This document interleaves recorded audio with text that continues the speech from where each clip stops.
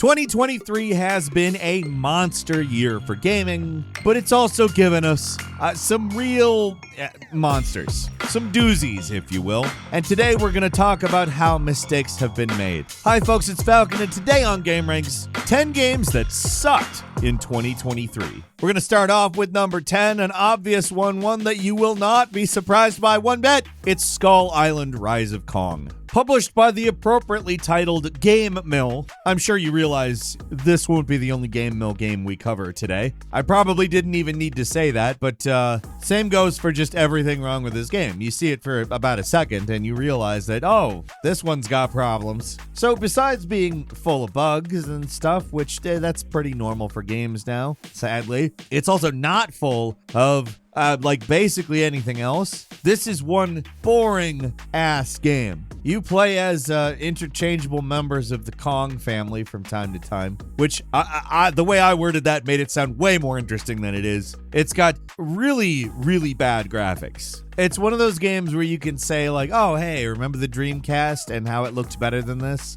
It proves that just pushing a decent amount of polygons, because I know that these Kong models have got more polygons than anything from the 90s, but it shows that that doesn't matter. It doesn't matter at all. There's got to be some flair, some style, some art design, you know? Speaking of the art design, remember how we can't really tell if Kong is supposed to be big or small because there's big trees and little trees? There's various things that indicate that he is a normal gorilla in scale, and there's various things that indicate he is a large gorilla in scale. It is not consistent with its art design, which it's probably, you know, reused assets, which isn't automatically bad, but there's just nothing here. Like, there's some platforming elements. They're bad. There's some combat. It's, I guess, okay for about 5 or 6 seconds. Once you've cleared through that first enemy and gone on to the second, though, you know the extent of its, capabilities. Also, the game is very short. It's 2-3 hours, and that'll be $40, please. One weird thing I thought was I saw a lot of reviews that criticized the replay value on this game. And yeah, there is a lack of replay value, but like it's because it's a game that sucks. Why would you replay a game that sucks? I don't care what kinds of things they throw into the post game to keep you coming back. I don't care if there is or isn't a post game when the game is bad, you know?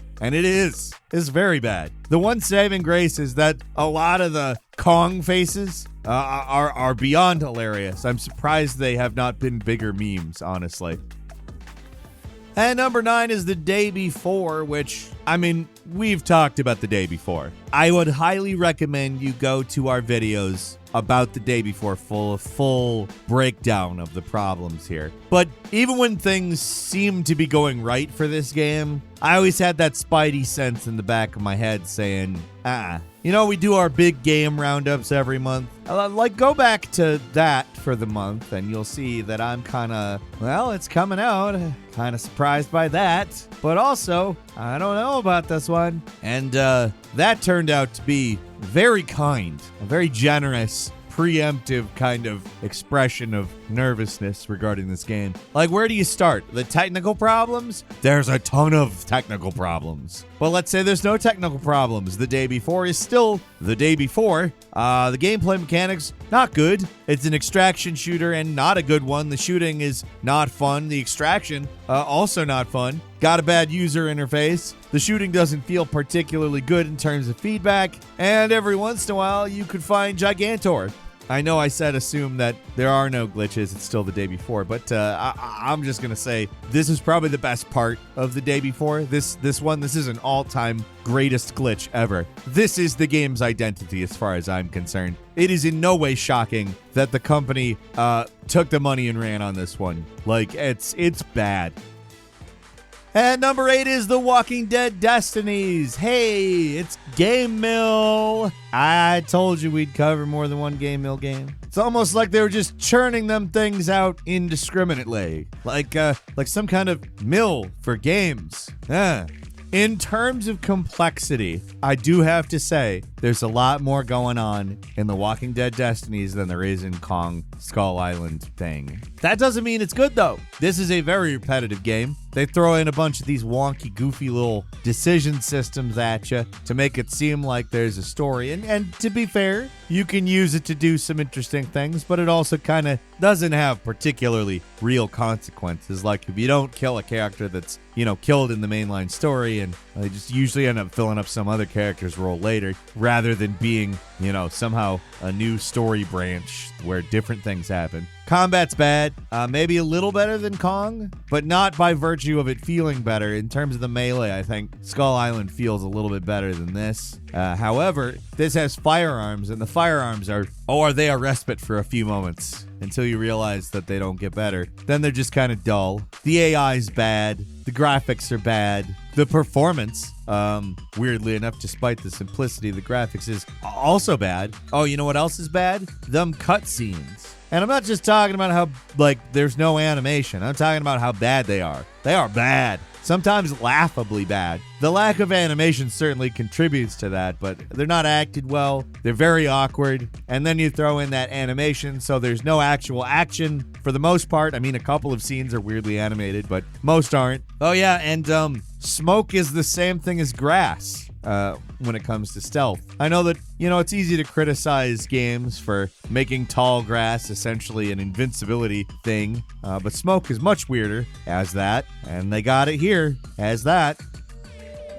And number 7 is Redfall. All right, so now we're starting to get into our legitimate disappointments. Redfall is a game that Arcane Studios clearly didn't want to make, and I called it. There's a few deep dives out there now about the creation of this game, and it ended up with a lot of people just leaving the studio straight up. It has irrevocably changed the makeup of Arcane Studios Austin. They are no longer the developers behind. You see, what this thing is some suit said, hey, you got to make a live service game. All right? That's what you got to do. You're Arcane Studios. You made Dishonored. You made Prey. You made Deathloop. You guys are friggin' amazing. If you make a live service game, it'll be infinite money for us forever. And they were like, all right, let's come up with ideas for this. And they're like, okay, vampires in town. That's kind of cool. That sounds kind of cool. And then they realized really quickly that it was not possible for them to make the kind of game that they wanted to make and have it be a live service game. So basically, morale was really bad and a lot of people left. The result is this empty mapped, weird combat, bad AI muck game. From time to time, there's something cool in it. The vampires I like. They got pretty decent designs. I guess that's kind of it. I really don't remember a lot of other good stuff. This game, it's sad that it sucks, because honestly, it could have been really cool if it had just been designed as an Arcane game. But, And number 6 is Wanted Dead, a game that has a little bit more mixed of a reception than some of the games we have discussed up to this point. It's kind of a throwback action game. Goofy as hell. This is one of those games that, I find it hard to hate. It sucks.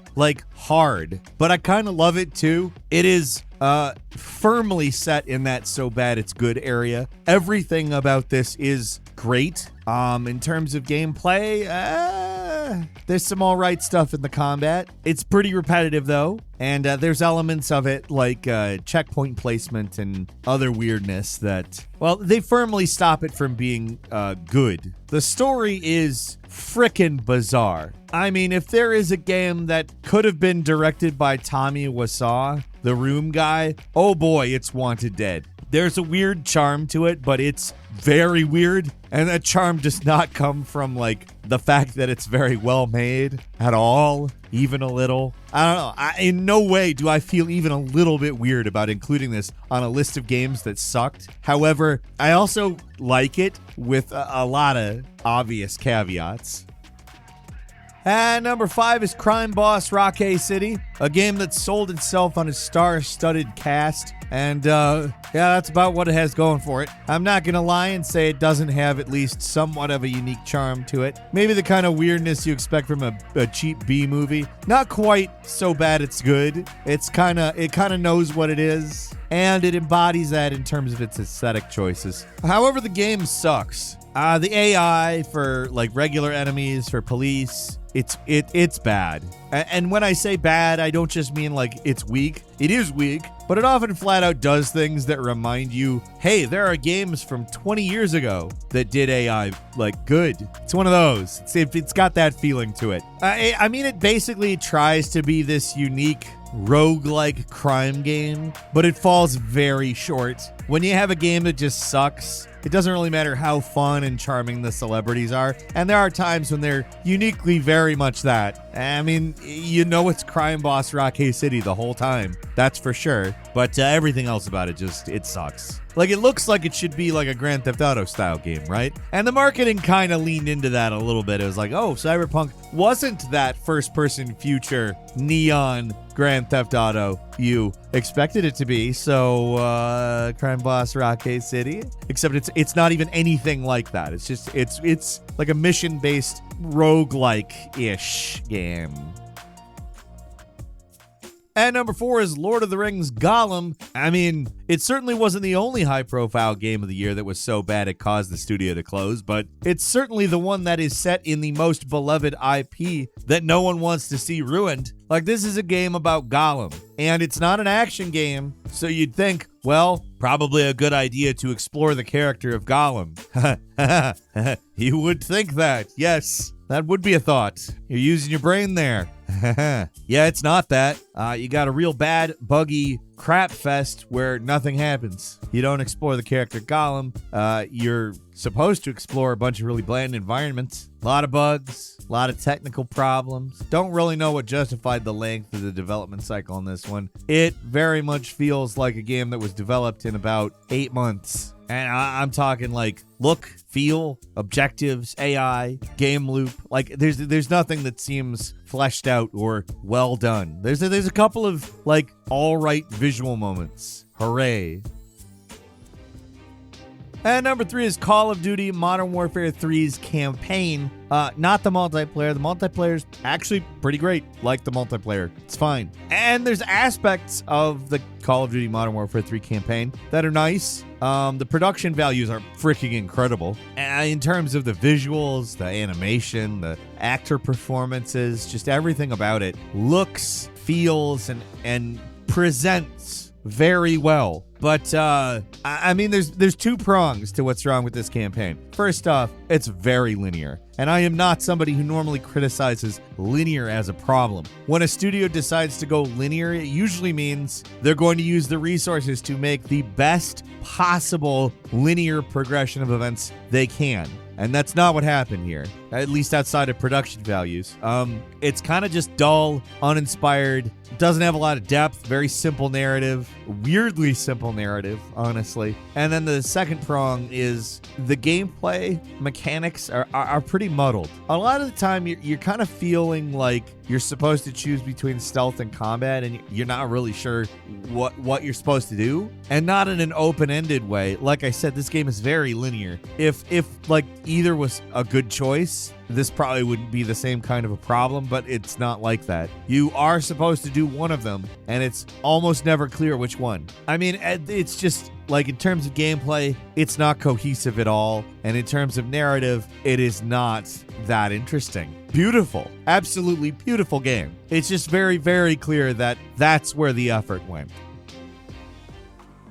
And number 2 is Forspoken, a game that has a mechanic that's awesome. They have this really cool way of traversing a map. It's fluid and cool in a way. I don't know if I've ever seen anything exactly like it. I've seen things in the area of it, but that's kind of where the positives end. I almost don't even understand why that's in the game. It doesn't really figure into anything. It doesn't figure into the story. The traversal just doesn't matter to the character or the stakes that are established, which are supposedly significant, but don't feel that way. I mean, so I kind of want to make this point. The lore of the world in Forspoken is actually kind of cool, but if you've ever seen like a movie with overly expository dialogue where they're just like constantly telling the viewer what's going on, that's what this game feels like. So it kind of squanders all that decent lore. Really squandered is probably the right word for Forspoken. They squandered a twist, squandered a parkour mechanic. Just a lot of squandering going on. Also, the name Forspoken on the surface level sounds like a decent descriptor, because the word means to cast a spell over or enchant. And you can actually apply that to the story in more than one way. Firstly, this woman from New York gets sucked into a dimension with magic. Secondly, she is bewitched by immoderate praise, another definition of Forspeak, and that leads to the twist ultimately. But it's squandered is the right word. Squandered. That and holy hell, I am a millennial, but wow, am I tired of people talking like millennials. Or at least how millennials supposedly talk. All this quippy ass dialogue, enough of it. Stop. We don't really talk like that. What is that? I just move shit with my freaking mind! And finally, at number 1, it's Payday 3. This one is a lot more painful to talk about than any of the other ones, in my opinion. The rest of them are, well, some of them are disappointing, but most of them are very obviously what they are. Payday 3, on the other hand, is a big improvement in gunplay and stealth. In terms of gameplay, it's the most enjoyable Payday game yet. It's great. The combat it's a lot more fun. The stealth is a lot more fluid. It feels more flexible. I mean, there's a lot of good to talk about. But the problem is, at least back when it launched, I don't really know exactly how it's going right now. But when it was launched, there's some pretty bad AI issues. The mission objectives are pretty uninspired, and there's not a whole lot of different heists. On top of that, there's a fair amount of technical jitters and weirdness, but they came in addition to massive server issues. Like a lot of games launch with some bad server stuff, but it lasted long beyond the launch window. This is a game that, like, everything about it should be good, and as a basis for a game, it is good, but the fact that it's not everything it should be makes it suck. I am not ruling out the idea that this could one day not suck, and that is probably the only title on this list like that. In fact, it's even likely that one day Payday 3 will be good. It just ain't today. And that's all for today. Leave a comment, let us know what you think. If you like this video, click like. If you're not subscribed, now's a great time to do so. We upload brand new videos every day of the week. Best way to see them first is, of course, a subscription, so click subscribe. Don't forget to enable notifications, and as always, we thank you very much for watching this video. I'm Falcon. You can follow me on Twitter at Falcon the Hero. We'll see you next time, right here on gameranx.